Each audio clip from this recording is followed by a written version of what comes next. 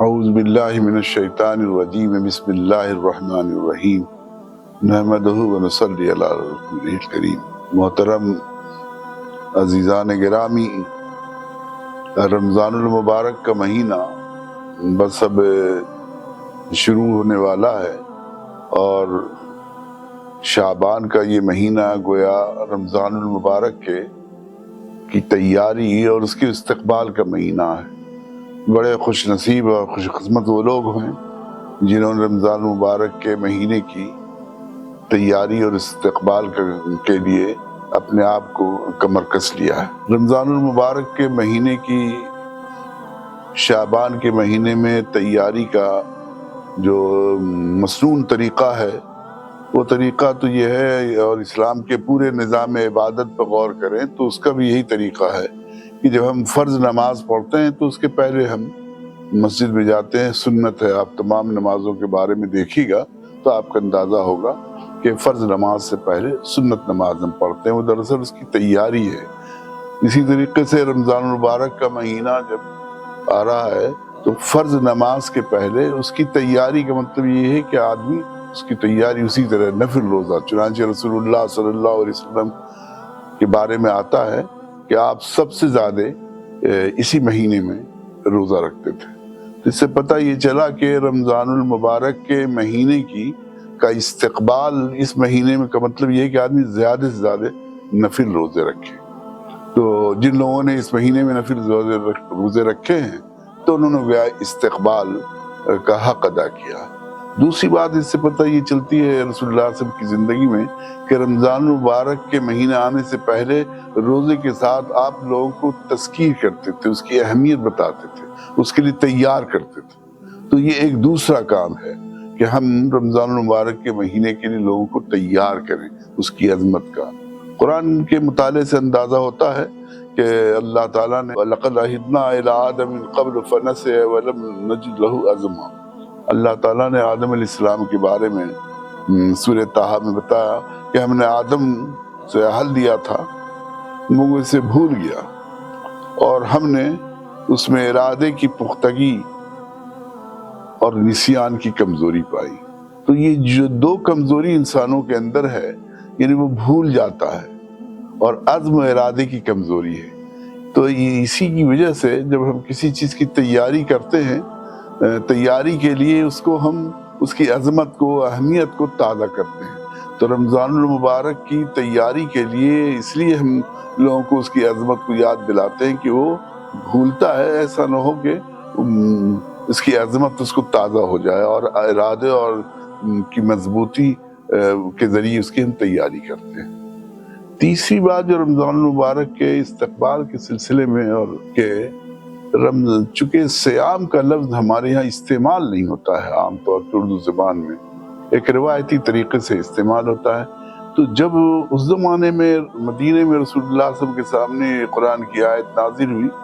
یا ایھا الذین آمنوا کتب علیکم الصیام کما کتب علی الذین من قبلکم، یہ لوگوں جو ایمان لائے ہو تم پر روزہ فرض کیا گیا جیسا کہ تم سے اگلے لوگوں پر فرض کیا گیا تھا، تاکہ تمہارے اندر تقویٰ پیدا ہو۔ تو آج کا جو پرسپشن ہے ہمارا ہوتا ہے روزہ کے فرض کرنے کا،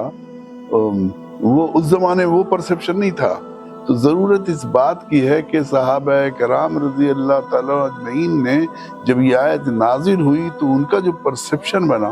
انہوں نے اس کی عظمت کو جس طرح محسوس کیا، اس کو جس طرح سے لیا، اس طرح سے امت کو لینا چاہیے۔ وہ کیسے؟ اس لیے کہ مکے میں فرض نہیں ہوا روزہ، مدینے میں آ کے فرض ہوا، اور سیام کا لفظ ان کے ہاں استعمال ہوتا تھا، اور وہ استعمال اس طرح ہوتا تھا کہ جب اپنے گھوڑے اور اونٹ کو چارہ پانی اس کا روک کر کے حالت سیام میں رکھ کر کے جنگ یا بڑے کام کی تیاری، لمبے مسافرت کی تیاری کے لیے اس کو تیار کرتے تھے، اس کا چارہ پانی روک دیتے تھے۔ تو یہ اس بات کو استعمال کر رہے تھے۔ تو جب ان پر یہ آیت نازل ہوئی کہ کتب علیکم الصیام، تم پر سیام فرض کیا گیا، تو انہوں نے یہ صاف طور پر محسوس کیا کہ کوئی بڑا کام، کوئی عظیم الشان کام لینے کی تیاری ہو رہی ہے۔ تو روزے کی تیاری، رمضان مبارک کی تیاری کے ساتھ وہ جو مشن، عظیم الشان مشن ہے، مدینے میں آ کے مکے میں امت وجود میں نہیں آئی تھی، اس کے وجود میں آنے کا پروسیس شروع ہو رہا تھا، لیکن جیسے ہی ہجرت ہوئی ایک امت فارم ہو گئی، اور امت فارم ہوتے کے ساتھ امت پر ایک عظیم شان ذمہ داری قرآنی مشن کو آگے کنٹینیو رکھنے کی، اور جو نیا معاشرہ بنا تھا اس کی، تو یہ جو نیا معاشرہ، ریاست کی تشکیل اور معاشرے کی تشکیل کے بعد جو انسان کے اندر جو کردار سازی ہوتی ہے، جو کردار قوت ہوتی ہے اس مشن کو لے کے آگے چلنے کی، تو گویا انہوں نے روزہ کو اسی حیثیت سے لیا کہ ہم پر ایک بھاری بوجھ، ایک عظیم ذمہ داری اور مشن ہونے والی ہے، اس سے انہوں نے جوڑ کے آج جب امت مسلمہ کے افراد روزہ رکھتے ہیں تو ایک روایتی سطح پر کہ جیسے ہم لوگوں نے آئندہ سال رکھا تھا اس سال ہم رکھیں گے، اس میں مشن کا تصور، روزے کا پورا اجتماعی کردار سب سامنے نہیں آتا ہے۔ اور دوسری بات یہ ہے کہ روزے کے سلسلے میں جو قرآن نے کہا کہ یا ایھا الذین آمنوا، تم اے لوگوں جو ایمان لائے ہو، تم پر روزہ فرض کیا گیا تو تاکہ تمہارے اندر تقوی پیدا ہو، تو وہ ایمان، روزہ اور تقوی، یہ چاروں کا رشتہ، ایمان کا، روزے کا، تقوی کا، اور آگے کہا گیا شہر رمضان الذی انزل القرآن، یہ چاروں کا رشتہ وہ اچھی طرح سمجھتے تھے۔ ضرورت اس بات کی ہے کہ ہم جب استقبال رمضان کے لیے امت کے نوجوانوں کو، امت کو تیار کریں تو صیام کی حقیقت بھی بتائیں، اس سے کیا پرسیو کرنا چاہیے، اور ان چاروں کا رشتہ بھی بتائیں۔ اس رشتہ نہ سمجھنے کی وجہ سے دقت یہ ہوتی ہے کہ قرآن نے کہا تاکہ تمہارے اندر تقوی پیدا ہو۔ ہم سب لوگ دیکھتے ہیں کہ رمضان المبارک کے مہینے میں مسلمانوں کے اندر مسجدیں بھر جاتی ہیں اور ایک تقوی کی بہار آ جاتی ہے امت میں، لیکن رمضان ختم ہوتے ہی پھر وہ خزاں کا موسم جیسے شروع ہوتا ہے وہ آ جاتا ہے۔ سوال یہ اٹھتا ہے کہ جب روزہ تقوی کا ذریعہ ہے اور تقوی پیدا کرتا ہے تو امت میں تقوی کیوں نہیں پیدا ہوتا ہے؟ تو ایک بہت بڑا سوال کھڑا ہو جاتا ہے، لیکن اسی کا جواب اسی آیت میں ہے۔ قرآن نے یہ نہیں کہا کہ اے مسلمانوں، اے لوگ جو مسلمانوں، کہا یا ایھا الذین آمنوا، اے لوگوں جو ایمان لائے ہو۔ یہ جو ایمان ہے یہ ہے دراصل ایمان لانا۔ تو مسلم معاشرے کے اندر اصلاح کی ابتدا جو ہونی چاہیے وہ یہ کہ وہ روایتی ایمان، وراثتی ایمان، بے شعوری کا ایمان، خاندانی ایمان، خاندان سے آدمی ڈریس اور دوسری چیزیں ہی کرتا ہے، ایمان تو ہر شخص کو لانا پڑتا ہے۔ تحریک اسلامی کا جو سب سے بڑی خدمت ہے وہ ایک خدمت یہ بھی ہے کہ اس نے اپنے تربیت سازی کی، احیاء اسلام کا کام ایمان کے احیاء سے شروع کیا۔ فرد میں جب تک کہ ایمان کا احیاء نہیں ہوگا اس وقت تک نماز روزے کا اثر نہیں ہو سکتا۔ تو یہ بات بھی بتانا چاہیے کہ ہم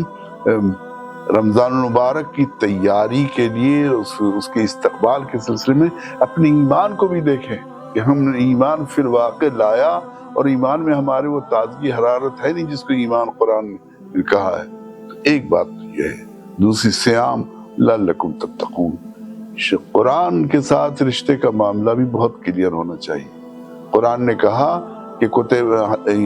ذالک الکتاب لا ریب فیہ ھدی للمتقین، یہ کتاب ہے، ہدایت ہے متقیوں کے لیے۔ انسان کے بارے میں اللہ تعالیٰ نے کہا کہ انسان کو ہم نے بنایا فَأَلْهَمَهَا فُجُورَهَا وَتَقْوَاهَا، اس کے اندر فجور بھی ہم نے القاء کر دیا اور تقوی بھی۔ تو اب سوال اٹھتا ہے کہ ایک انسان ہے، اس کے اندر فجور اور تقوی دونوں ہیں، یہ کتاب الہی نازل ہو رہی ہے متقین کے لیے ہے،